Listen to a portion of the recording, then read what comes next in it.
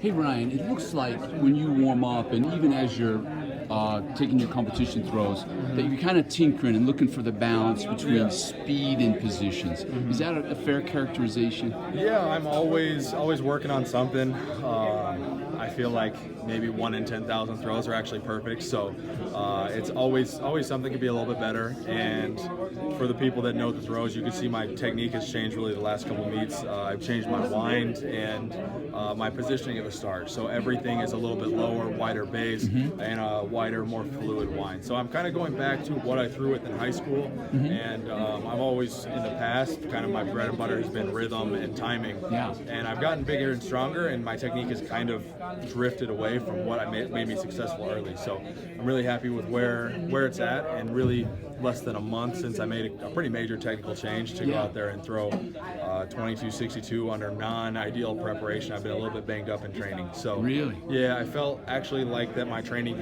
had been kind of in a slump.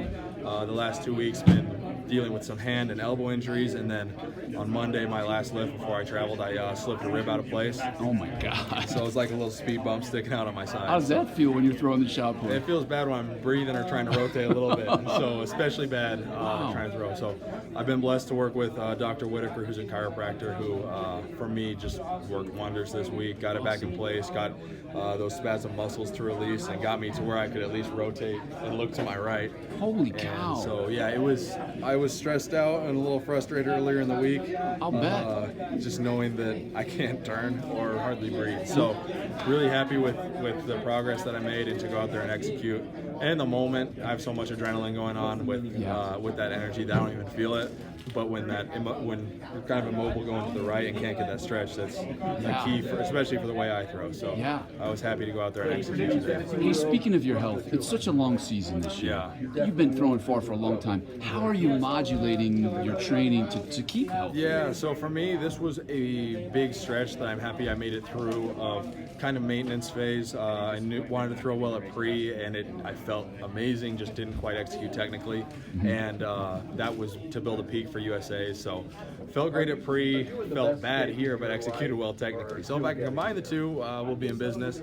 And that was all pushed towards now going into a 1 month training block of, for me, back to higher reps in the weight room, reloaded in terms of kind of 5 sets of 5, some eccentric work, some heavier load where I tend to respond pretty well to that.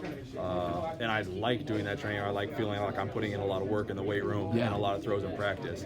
And so I'm looking forward to that. And then so 1 big month of big training block, get myself ready, gain a little bit of muscle, and really set myself up to lay a foundation that I can hold a peak through September and October. Yeah, it's a big challenge, isn't it? It is, but I like the heavy training, and so I'm actually excited to just get back to kind of grinding away at it and feeling sore again. And then after Doha, are you going to be able to take a month off because it's kind of a quick turnaround? Yeah, I'll take a block of time off after Doha. I'll probably start in November at some point. Take about 1 month off, and for me, I've been lucky that I get in shape and I can throw relatively far pretty early. Yeah. And it comes to me fast, kind of like riding a bike, I guess. So that's not a huge concern, and the season, once again, is a long year.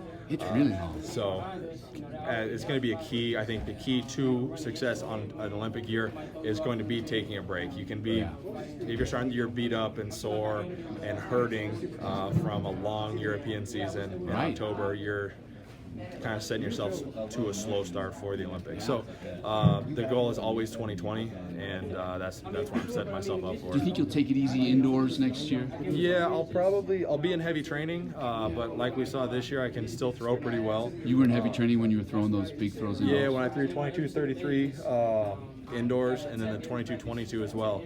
So that was just heavy training for me. So I feel like I'll probably do indoors to some extent, but maybe just a qualifying meet, USA's, and then hopefully World Champs. Yeah. And so it'd be at the most a 3-meet indoor season, and just to tune up. And I'm not a huge believer in 6 month just block of doing something. You got to keep it fresh. You got to keep it interesting. So doing a U.S. champs indoors, a couple meets, just to break it up and have a goal to train towards will be good. And I feel like that won't, if anything, it'll enhance my training, not hurt laying that foundation that'll carry me to Tokyo. Yeah. Hey, congratulations. It was really fun watching you throw today. Thank you. I appreciate it. And good luck in Doha.